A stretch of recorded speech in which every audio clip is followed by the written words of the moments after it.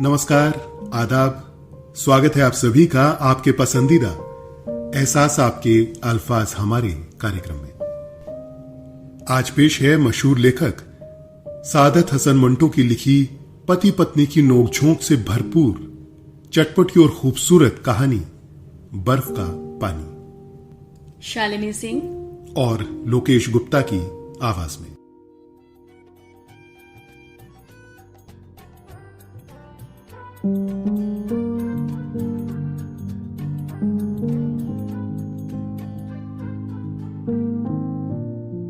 या आपकी अकल पर पत्थर पड़ गए हैं क्या?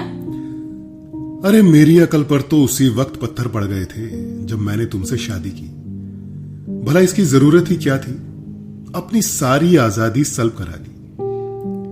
जी हाँ, आजादी तो आपकी यकीनन सल्ब हुई, इसलिए कि आप अब खुले बंदो अयाशी नहीं कर सकते। शादी से पहले आपको कौन पूछने वाला था? जिधरों मुंह उठाया चल दिए झक मारते रहे। देखो, मैं तुमसे कई मर्तबा कह चुका हूं कि मुझसे जो कुछ कहना हो चंद लफ्जों में साफ साफ कह दिया करो। मुझे ये झिकझिक पसंद नहीं है।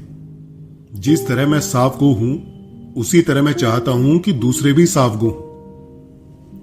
आपकी साफ गोई तो जरबुल मिस्ल बन चुकी है। तुम्हारी ये तंज खुदा मालूम तुमसे कब जुदा होगी। उतनी भोंडी होती है कि तबीयत खराब हो जाती है। आपकी तबीयत तो शगुफ्ता गुफ्तगू सुनकर भी खराब हो जाती है। अब इसका क्या इलाज है? असल में आपको मेरी कोई चीज पसंद ही नहीं। हर वक्त मुझ में कीड़े डालना आपका शगल हो गया है। अगर मैं आपके दिल से उतर गई हूं तो साफ साफ क्यों नहीं कह देते? बड़े साफगो बने फिरते हो ना। अब ऐसा रियाकार शायद ही दुनिया में तख्ते पर हो। अब मैं रियाकार भी हो गया? क्या रियाकारी की मैंने तुमसे? ये कि तुम्हारी नौकरों की तरह खिदमत करता हूं। बड़ी खिदमत की है आपने मेरी। सर पर कुरान उठाओ और बताओ कि जब से हमारी शादी हुई है कभी तुमने मेरा सर तक सहलाया है? मैं बुखार में फूंकता रहा हूं, कभी तुमने मेरी तीमारदारी की? पिछले दिनों मेरे सर में शिद्दत का दर्द था। मैंने रात को तुम्हें आवाज दी और कहा कि मुझे बाम दे दो, मगर तुमने करवट बदलकर कहा मेरी नींद ना खराब कीजिए, आप उठकर खुद ले लीजिए। और याद है जब तुम्हें निमोनिया हो गया था, मैंने 7 रातें जाकर काटी थी। दिन और रात मुझे पल भर का चैन नसीब नहीं था। दिन भर सोए रहते थे। आपको मेरी बीमारी का एक बहाना मिल गया था। 7 छुट्टियां ली और दफ्तर के काम से निजात पाकर आराम करते रहे हैं। आपके सारे हीले बहाने जानती हूँ। मेरा इलाज आपने किया था या डॉक्टरों ने? इन डॉक्टरों को तुम बुलाकर लाई थी क्या? और दवाएं भी क्या तुमने खुद जाकर खरीदी थी? और जो रुपया खर्च हुआ क्या फरिश्तों ने ऊपर से फेंक दिया था? कितने सफेद झूठ बोलती हो कि मैं दिन को सोया रहता था। कसम खुदा की, जो एक लम्हे के लिए भी इन दिनों सोया हूं। तुम बीमार हो जाओ तो घर की ईंटें भी जगती रहती हैं। तुम उस वक्त किसको सोने देती हो? आहो पुकार का तांता बंधा रहता है, जैसे किसी पर बहुत बड़ा जुल्म ढाया जा रहा हो। जनाब, बीमारियां जुल्म नहीं होती तो क्या होती हैं? जो मैंने बर्दाश्त किया वो आप कभी कर नहीं सकते, और ना कभी कर सकते हैं कि मैंने कितनी बीमारियां खंदा पेशानी से सही हैं। आपको तो खैर उस वक्त कुछ याद नहीं आएगा, इसलिए कि आप मेरे दुश्मन बने बैठे हैं। दिन ही को मैं तुम्हारा दुश्मन बन जाता हूं। रात को तो तुमने हमेशा बेहतरीन दोस्त समझा है। शर्म नहीं आती आपको ऐसी बात करते? अब भला रात और दिन में फर्क ही क्या है? अल्लाह ही बेहतर जानता है। कहकर आपने मेरा गला घोंट दिया कि अब मैं आपसे कुछ कह ही न सकूं। लो भाई, अब मैं इत्मीनान से यहां बैठ जाता हूं। आराम जाए जहन्नुम में। तुम जो कुछ कहना चाहती हो एक ही सांस में कहती चली जाओ। मेरी सांस इतनी लंबी नहीं। औरतों को सांस के मुतल्लिक तो यही सुना था कि बहुत लंबी होती है, और जबान भी माशाअल्लाह काफी दराज। अगर मैंने कुछ कह दिया तो आपके तन बदन में आग लग जाएगी। इस तन बदन में कई बार आग लग चुकी है। चलो एक फायर करो और किस्सा तमाम कर दो। किस्सा तो आप मेरा तमाम करके रहेंगे। किस लिए? मुझे तुमसे क्या बुग्ज है? अल्लाह के वास्ते का बैर तो नहीं मुझसे है।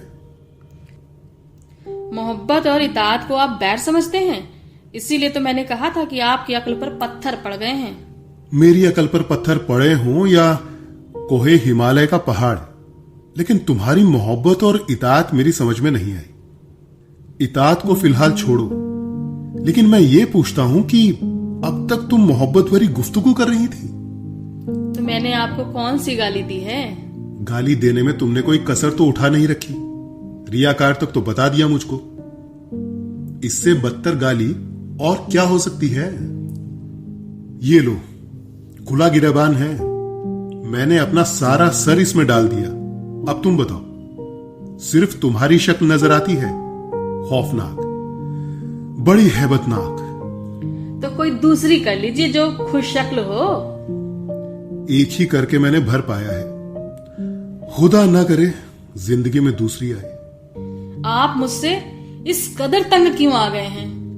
मैं कतन तंग नहीं आया, बस तुम दिल जलाती रहती हो। मेरा दिल तो जलकर कोयला हो चुका है। सच पूछिए तो मैं तो चाहती हूँ कि कुछ खा के मर जाऊं। मैं जा रही हूँ। कहाँ? मैंने एक मन बर्फ मंगवाई है, उसे 4 बाल्टियों में पानी के अंदर रखा है। उस ठंडे पानी से नहाऊंगी और पंखे के नीचे बैठ जाऊंगी। एक मर्तबा मुझे पहले निमोनिया तो हो ही चुका है, अब तो फेफड़े यकीनन जवाब दे जाएंगे। खुदा हाफिज। खुदा हाफिज। खुदकुशी का एक तरीका तुमने बहुत अच्छा ढूंढा है, जो आज तक किसी को सूझा नहीं होगा। आपके पहलू में तो दिल ही नहीं है। जो कुछ भी है बहरहाल मौजूद है और धड़कता भी है। जाओ, या खालूद पानी से नहाकर पंखे के नीचे बैठ जाओ। जा रही हूँ, आपसे चंद बातें करनी है बस। जरूर करो। मेरे बच्चों का आप जरूर ख्याल रखिएगा। क्या वो मेरे बच्चे नहीं हैं? हैं, लेकिन शायद मेरी वजह से अच्छा सलूक ना करो। नहीं नहीं, तुम कोई फिक्र ना करो, मैं उन्हें बोर्डिंग में दाखिल कराने ले जाता हूं। खुदा हाफिज। खुदा तुम्हारा हाफिज हो। मुझे तो फिलहाल खुदकुशी नहीं करनी, लेकिन सुनो, निमोनिया हो तो डॉक्टर को बुला लाऊं? हरगिज नहीं, मैं मरना चाहती हूँ। तो मैं नहीं बुलाऊंगा, लेकिन निमोनिया के मरीज फौरन नहीं मरते, 5-6 रोज तो लगाते हैं। आप इस अरसा तक इंतजार कीजिएगा। बहुत बेहतर। मेरी कही सुनी माफ कर दीजिएगा। वो तो मैंने उसी रोज कर दी थी जब तुमसे निकाह हुआ था। मैं आपसे सिर्फ इतना कहना चाहती हूँ कि आपकी अकल पर जो पत्थर पड़ गए हैं उन्हें दूर कर दीजिएगा। मैं वायदा करता हूं, अगर तुम कहो तो कसम उठाने के लिए तैयार हूं। अच्छा, तो मैं चला। बच्चे बाहर खेल रहे हैं, उन्हें हॉस्टल ले जाता हूं। वापस 2-3 घंटे में आ जाऊंगा। अगर इस दौरान में तुम मर गई तो बहुत अच्छा, तजहीज़ो तकफीन का सामान कर दूंगा। मुझे अभी कल ही तनख्वाह मिली है। जाइए, मैं भी चली। उलविदा। कभी कभी मुझे नापकार को याद कर लिया कीजिएगा। जरूर जरूर। तुम नापकार क्यों कहती हो खुद को? मैं किस काम की हूँ? खैर छोड़ो, बहस इस पर अलग शुरू हो जाएगी और तुम्हारी खरीदी हुई 1 मन बर्फ पिघल कर गर्म पानी में तब्दील हो जाएगी। ये तो आपने दुरुस्त कहा। अच्छा, मैं चली।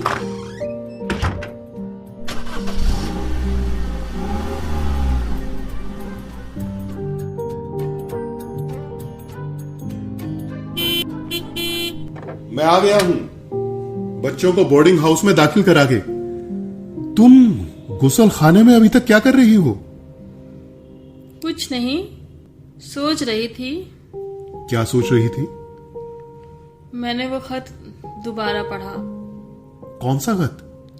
जो आपकी मेज की दराज में पड़ा था, किसी लड़की की तरफ से था। अब मैंने जो गौर से देखा तो मालूम हुआ कि आपके नाम नहीं, बल्कि उस अखबार के एडिटर के नाम है जहां आप काम करते हैं। मुझे अफसोस है मैंने आप पर शक किया। तुम हमेशा शक करती हो। अब तो मेरी अकल के पत्थर हट गए। वो लड़की नहीं, कोई मर्द है, इसीलिए मैं तफ्तीश की गर्ज से उसे अपने साथ ले आया था। खैर छोड़ो, ठंडा पानी तो पिलाओ। एक मन बर्फ तुमने मंगवाई थी। उसका सब पानी मैंने गुसल खाने में डाल दिया, बड़ा ठंडा हो गया था। आप भी यहाँ आ जाइए। दोस्तों, अभी आपने सुनी सादत हसन मंटो की लिखी एक और खूबसूरत कहानी, बर्फ का पानी। आपको हमारी ये प्रस्तुति और हमारे प्रस्तुति का अंदाज कैसा लगा, हमें जरूर बताइएगा। एहसास आपके अल्फाज हमारे कार्यक्रम में अलग अलग तरह के और प्रोग्राम सुनने के लिए हमारे इस चैनल को सब्सक्राइब करें और जुड़े रहें एहसास आपके अल्फाज हमारे कार्यक्रम से। तब तक के लिए इजाजत दीजिए। नमस्कार।